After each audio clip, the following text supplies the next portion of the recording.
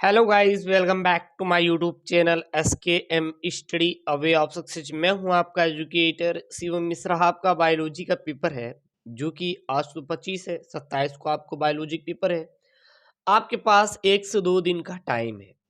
कुछ बच्चे कमेंट किए थे कि सर जी हमारा पूरा बायोलॉजी तैयार ही नहीं है। अभी तो इंग्लिश का पेपर देखे थे, कितना टफ आया था, एकदम फाड़ू वाला था, एकदम कम चौक चौक वाला क्वेश्चन था आया था, ठीक है ना।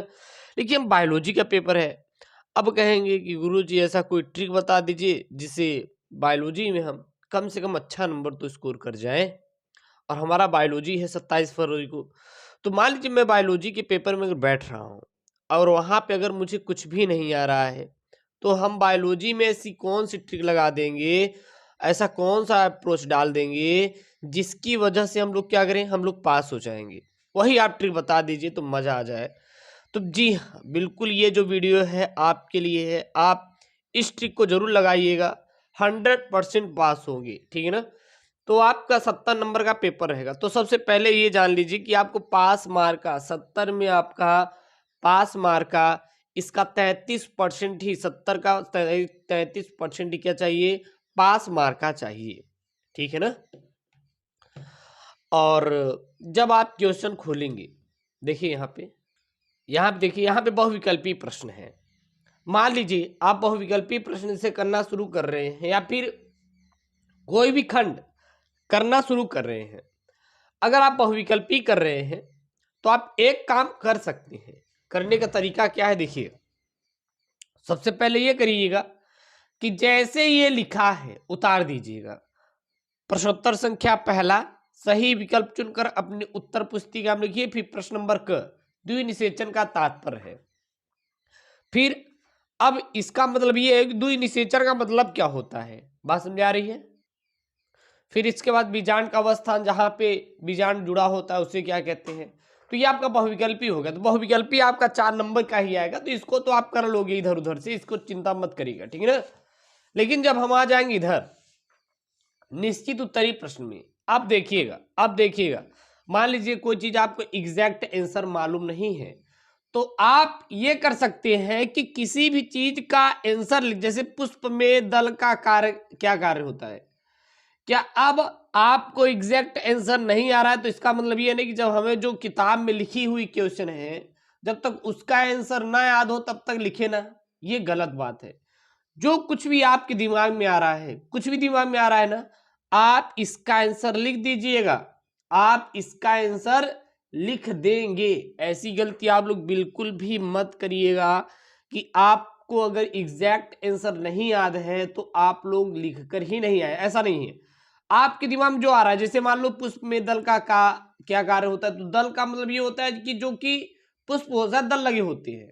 और वो दल कैसे होते हैं आप देखेंगे, जैसे गुलाब का फूल, तो कई सारे दल होते हैं और वो कैसे रहते हैं, वो गुलाबी रंग के होते हैं और वो देखते हैं तो वो सुगंधित होते हैं, ठीक है ना। और दूसरा चीज, वो बीजांड की रक्षा करते हैं। तो इस प्रकार से आप बना के लिख सकते हैं। जैसे आप यहाँ वृषण के 2 प्रमुख कार्य, तो वृषण का कार्य क्या होता है, हार्मोन्स का वो कहीं ना कहीं सुरक्षा करता है, हार्मोन्स को रखता है पास में, ठीक है ना। हार्मोन्स के टेम्परेचर को बराबर करके रखता है। वृषण कहाँ पाया जाता है, शरीर के बाहर पाया जाता है। और एक चीज, मान लीजिए तो आप आंसर दे रहे हैं, लेकिन आपका 100% कोशिश यही रहना चाहिए कि आपको चित्र बनाना है। बायोलॉजी में अगर आप चित्र बना रहे हैं तो ये समझ लीजिए कि आपको पूरा का पूरा नंबर मिलेगा। पास होने का सबसे बेहतरीन तरीका है, मैं ऐसा नहीं कि मैं कुछ भी ला के यहाँ पे दे दूंगा और आप लेके चले जाएंगे, आप बायोलॉजी में पास हो जाएंगे, तो ऐसा कोई अप्रोच अलग से नहीं है। लेकिन हाँ, सबसे बेहतरीन तरीका क्या है पास होने का, वो यही है कि आप यही कोशिश करिए कि जिस क्वेश्चन का आप आंसर दे रहे हो, आप उस क्वेश्चन का फिगर, चित्र जरूर बनाएं। चाहे गलत ही बनाएं, लेकिन आपको चित्र जरूर बनाना है। आने वाली वीडियोस में कौन कौन से फिगर आपके लिए इंपॉर्टेंट है मैं वो आपको दे दूंगा। आप बस रट के याद करके चले जाइएगा, आपको एक्स्ट्रा नहीं देंगे। ऐसा नहीं है कि आपको हम एक्स्ट्रा ला के दे देंगे आप उसको पढ़ लेना, ऐसा नहीं है। जो आपके पेपर में आएगा केवल हम उसी को उठा के देंगे और आप बस उन्हीं को पढ़ के चले जाइएगा। ये 100% गारंटी दे रहा हूं कि उससे बाहर आएंगे नहीं, ठीक है ना। फिर यहाँ देखिए डाउन सिंड्रोम। अब Down syndrome, Turner syndrome, Klinefelter syndrome हर जगह पूछे जाते हैं। तो भाई साहब जो समझ में आ रहा है आप बस लिखते हुए चले जाइएगा। बात समझ आ रही ना? ये तो आपका एक एक नंबर वाले क्वेश्चन हो गए। उसके बाद आपके अति लघुत्तरी हैं। अब यहाँ पे आपके 2-2 नंबर वाले क्वेश्चन है। जैसे यहाँ पे रेड डाटा बुक क्या है, रेड डाटा बुक आयुषियन। अब यहाँ पे आपको रेड डाटा बुक संबंधित जितने भी क्वेश्चन आए आप इसको कर लीजिएगा, ठीक है ना? बात समझ आ रही है? मलेरिया के बारे में लिख दीजिएगा, मलेरिया किससे होता है, मच्छरों से होता है, पूरा का पूरा लिख दीजिए। इससे रोकथाम, मच्छर से बचना चाहिए, मच्छर को उत्पन्न नहीं करना चाहिए। मच्छर कैसे उत्पन्न होते हैं, वो गंदे जल से उत्पन्न होते हैं। तो भाई साहब कुछ समझ में आ रहा है? क्योंकि बच्चे जब ये कमेंट करते हैं कि हम केवल 49 नंबर करके आए, 50 नंबर करके आए, तो लगता है यार कुछ तो किए होंगे यार। आप 70 में 70 करके आओ, गलत ही लिखो, लिख कर तो आओगे तभी तो एग्जाम में नंबर देगा, ठीक है ना? तो आपको 2 अप्रोच याद रखनी है पास अगर बायोलॉजी में होना है। तो सबसे पहले जो समझ में आ रहा है लिख दो, जो समझ में आ रहा है लिख दो। और दूसरा, बायोलॉजी में ज्यादा से ज्यादा आपको क्या बनाना है, चित्र बनाना है। क्या बनाना है आपको? चित्र बनाना है। बात समझ आ रही? एक और अप्रोच देख लीजिए। जैसे कि यहाँ पे आप कोशिश करिए कि आपके बड़े अंक वाले प्रश्न छूटने नहीं चाहिए। जैसे मनुष्य में मादा जनन तंत्र, कल मैं इसका रात में ही वीडियोस अपलोड कर दिया हूं। आपका कोशिश यही रहना चाहिए कि 5-5 नंबर वाले बिल्कुल भी छूटने नहीं चाहिए। अगर ये 5-5 नंबर वाले छूट रहे हैं तो समझ लीजिए कि बहुत गलत आप कर रहे हैं, क्योंकि यहीं से आप अच्छा नंबर स्कोर कर सकते हो। तो आपका कोशिश यही रहना चाहिए। अगर नहीं आ रहा है ना तो आप आगे छोड़िए के नंबर वाला यार, आप पीछे वाला बड़ा बड़ा करने की कोशिश कीजिए। कुछ भी आ रहा है यार, आप तो मनुष्य है ना, आप तो है ना, आपके पास सारी चीजें हैं, आप पढ़ सकते हो, आप पढ़ सकते हो। आपके बॉडी से रिलेटेड ये क्वेश्चन है नहीं, तो आप इसको लिखिए, कुछ भी हो लिखिए, फिगर बनाइए। लिखना है फिगर बनाना है, लिखना है फिगर बनाना है। इसमें भी आपको लिखना है फिगर बनाना है। जितना हो सके उतना आपको लिखिए, फिगर बनाइए, लिखिए, फिगर बनाइए। और जब ये चीज आप करेंगे ना, तो जैसे ये 5 नंबर का है तो 2 नंबर आपको चित्र पे मिल जाएगा और 2 आपको लिखने पे मिल जाएगा। तो आराम से 4 नंबर यहाँ से आपके स्कोर हो जाएंगे। मेंडल का जितना भी नियम है रट डालो यार। मेंडल के कौन कौन से नियम है, सारा का सारा रट डालो।